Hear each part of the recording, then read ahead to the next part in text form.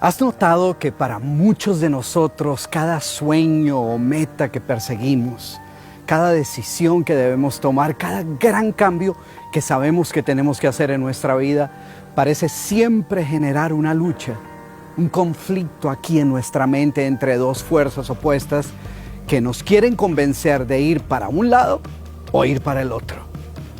Vas a hacer algo por primera vez y en tu mente comienza a librarse una batalla entre tu seguridad de lograrlo y tu temor de fracasar.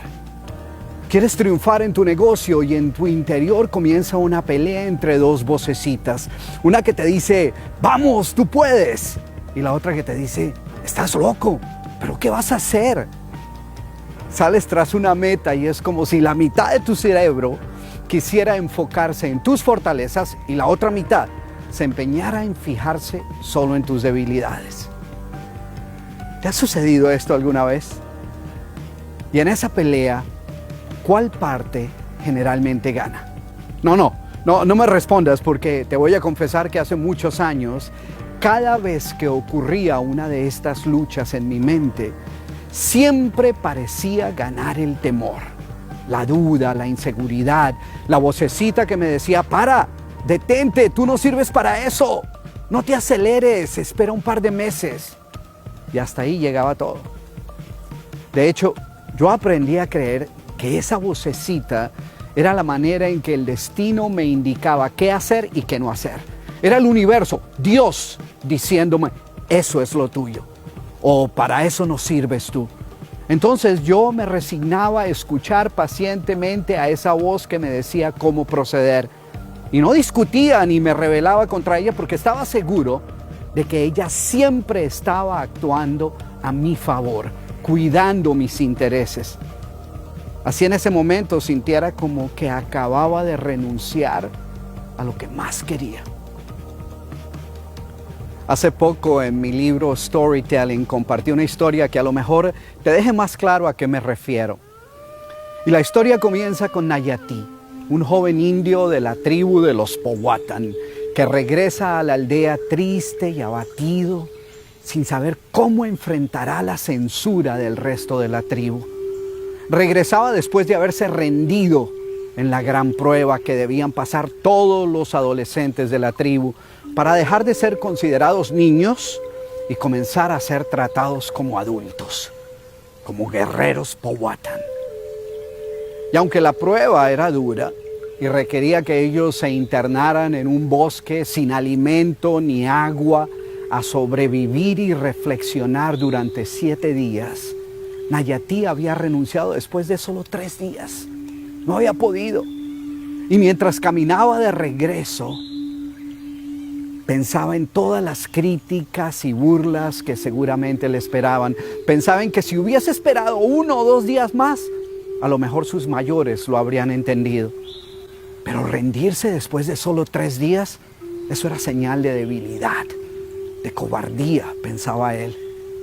Y lo peor de todo es que lo que en realidad lo había vencido no fue ni el hambre, ni el agotamiento, ni la falta de agua, ni el acecho de alguna fiera. Lo que lo venció fue precisamente el miedo a lo que los demás iban a decir si él fracasaba. Lo que doblegó su espíritu fue precisamente el temor a los reproches de sus mayores, a la decepción de sus padres, a la burla de sus amigos, al rechazo de todos los otros jóvenes Powhatan que habían pasado la prueba y que ahora serían considerados adultos, mientras que a él lo seguirían tratando como a un niño. Era el típico caso de la profecía hecha realidad. Así que Nayati caminó hasta el tipi que compartía con sus padres y su hermana y allí permaneció solitario el resto de la tarde. Y quiso pensar en todas las pruebas que sí había pasado, pero su mente siempre regresaba a ese momento en que dejó que el temor se apoderara de él, haciéndolo dudar, robándole la confianza con que días antes había llegado al bosque. Cuando su abuelo entró al tipi, Nayati no tuvo ni siquiera el valor de levantar la cabeza para mirarlo a los ojos. Estuvo a punto de llorar, pero se contuvo por respeto a él.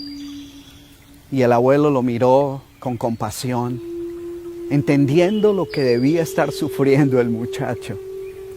Y luego, quizás para consolarlo, para que aprendiera algo de aquel mal momento, comenzó a contarle cómo, a lo largo de la vida, en el interior del ser humano, se libra una batalla entre dos lobos feroces. ¿Dos lobos?, le preguntó Nayati sin entender muy bien a lo que se refería el anciano. Así es, dos lobos que viven dentro de cada uno de nosotros, alimentándose de todo aquello que permitimos que entre en nuestra mente. Y está el lobo del bien y el lobo del mal. Y el primero es bueno, lleno de paz, de confianza y valor. En cambio, el segundo es malvado y lo caracteriza la envidia, la culpabilidad, el temor. Y cuando enfrentamos un reto, una dificultad o un gran desafío, los dos lobos comienzan su riña y es una pelea a muerte. Mientras el lobo del bien busca exaltar tus virtudes y darte confianza y seguridad, el lobo del mal llena tu cabeza de dudas y temores. Y el lobo del bien responde tratando de convencerte de tu capacidad para superar los obstáculos que puedas estar enfrentando. Pero el lobo del mal contraataca, tratando de acobardarte y buscando persuadirte de que no estás preparado y de que vas camino a un fracaso seguro.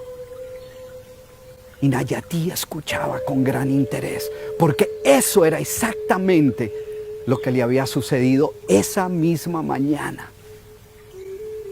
¿Y cuál lobo generalmente gana?, le preguntó sin poder ocultar su tristeza.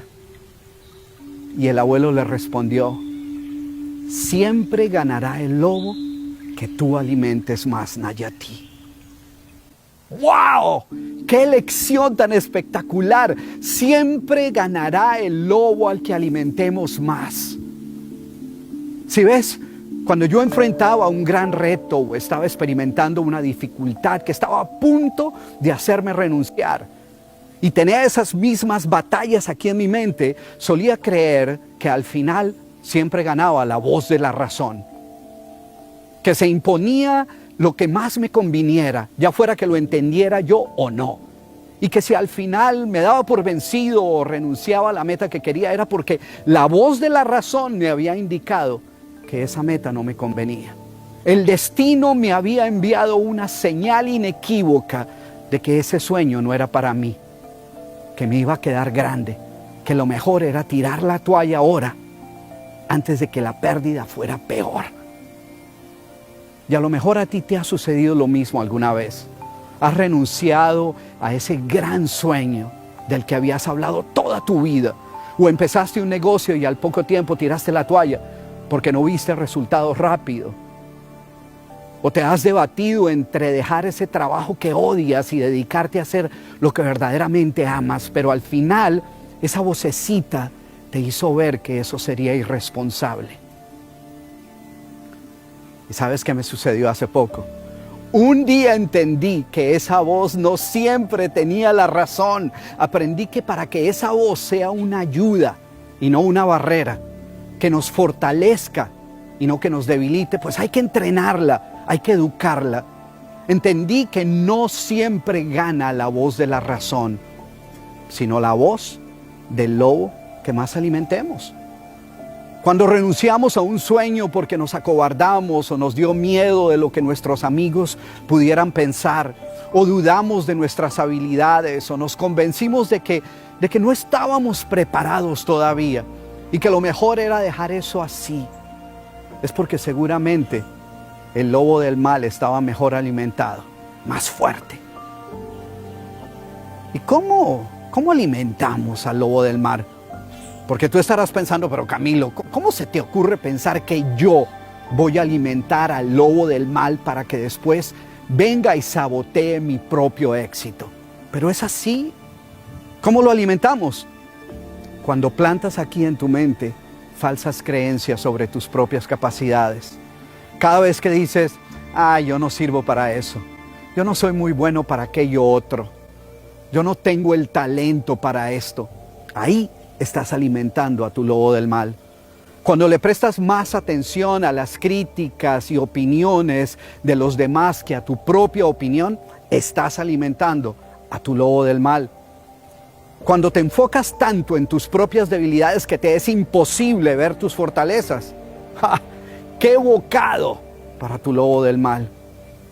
Y si haces esto día tras día y año tras año, pues no se sorprenda que cuando estés trabajando por hacer tus sueños realidad, y a lo mejor te has quedado estancado o no estás avanzando tan rápido como quisieras, y empiezas a dudar de si vas a poder lograr tus metas o no, y comienzas a escuchar esas vocecitas aquí, en tu interior, una buscando alentarte y la otra tratando de desanimarte. Cuando comience a librarse esa lucha entre tus dos lobos, pues no te sorprenda que tu lobo del mal sea el ganador, porque tú mismo te has encargado de mantenerlo bien alimentado.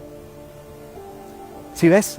La actitud y la manera como enfrentemos los retos, las oportunidades o las situaciones difíciles que la vida nos presenta, están influenciadas por ese conflicto que se libra en nuestro interior entre esas dos fuerzas. Una que busca fortalecernos y la otra que pretende debilitarnos. Y esta es una espectacular lección, pero yo creo que una mayor enseñanza de esta historia debe ser cómo asegurarnos de alimentar mejor al lobo del bien para que sea él el que siempre gane. Y la respuesta es relativamente sencilla: enfocándote más en tus fortalezas que en tus debilidades, alimentando tu mente con imágenes en las que te veas triunfando y no fracasado y vencido, cuidando que las ideas y lecturas e información que llegan aquí a tu mente a través de los sentidos te estén ayudando a fortalecer tu carácter y descubrir tu verdadero potencial, y no que estén plantando falsas creencias que debilitan tu autoestima. Y por sobre todo, prestándole más atención a tus propias expectativas y menos atención a las opiniones, críticas y juicios de los demás. Es evidente que cada uno de nosotros elige los pensamientos y las ideas que deposita aquí en su mente. Por lo tanto, la próxima vez que utilices la expresión alimentar tu mente, ten presente que de lo que se trata es de alimentar al lobo que te va a fortalecer y te va a ayudar a triunfar, o al lobo que te va a debilitar y te va a condenar al fracaso. De cualquier manera, no olvides que alimentar al uno o al otro ha sido siempre tu decisión.